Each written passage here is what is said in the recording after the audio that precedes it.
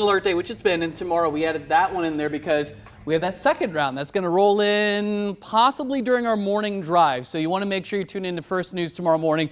We will let you know how radar is looking. We, of course, will let you know if that's having any sort of impact on our traffic, if there are storms around, and if we have anything severe tomorrow morning. So we're planning as of right now that there's going to be 2 rounds of potentially severe thunderstorms. Round number 1 will be this evening between about 8 and midnight. Scattered thunderstorms, meaning that some of us are going to see those storms, hail, damaging wind, and the possibility of a tornado or 2. Those are all threats. Then you get round number 2. That'll be overnight, more so heading closer towards sunrise tomorrow between about 4 o'clock in the morning and 8 a.m. That'll be more of a widespread line of thunderstorms. Still watching for that damaging wind threat. There could be some smaller hail within that line, and there could be brief spin-ups as well. So we want to make sure we're not letting our guard down at all as we go through this evening and through our early morning hours tomorrow. And it's just a good reminder to make sure that you have multiple ways to get alerts. So make sure you have our KMBC 9 News app. Matt Evan was talking about that a few minutes ago, so make sure you have that downloaded, set up, set to get those notifications and alerts, just in case we get some warnings here this evening.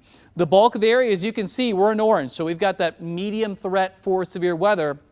And again, the timeline for both rounds of severe weather between 8 o'clock this evening and 8 in the morning tomorrow. Golf ball size hail a threat, 60+ mile-an-hour wind gusts, and a tornado or 2 also a possibility as well. So all the threats there, we're going to be watching that for very carefully. Again, main threat will be hail and wind. These are our top 2 threats to watch for. The tornado threat is lower, but still something we need to keep an eye on this evening and for that second round that comes in for the morning tomorrow. So I just want to reiterate that to you. As far as what the timeline looks like, so for the rest of the afternoon to the evening, there might just be an isolated shower or 2 that pops up, mainly well east of the metro. So things will be relatively quiet for the next several hours, but heading closer to 8, 9, 10 o'clock, that's when we'll see a few of those thunderstorms popping up. And these are the storms that could have that larger hail, that golf ball size hail, could have a tornado in there, could have the 60-mile-plus-an-hour gusts with these isolated thunderstorms. That's 10. That'll race off to the north and east, and then here's that bigger line that'll form. So this is now looking at 1 a.m. This bigger line will gradually settle south and east towards the metro, arriving in the metro area between about 4 and 6 o'clock in the morning. You can still see here 7 a.m. This can be moving right along I-35, slowing us down for that Wednesday morning commute. Then the later in the morning that we go, we'll move those storms out of here. We should see some clearing.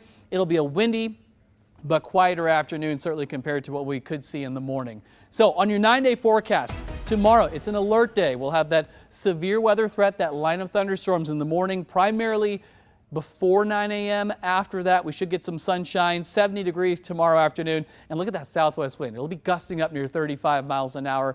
Thursday, there might be some showers. Better chances of showers south of the metro. That changes Friday and Saturday. Our rain chances continue to go up, so those are now impact days. We're not worried about severe weather Friday and Saturday, but if you have outside plans, that rain could affect those plans both of those days.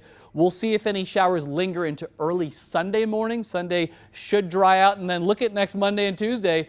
Frost or freeze both of those mornings with lows in the lower 30s.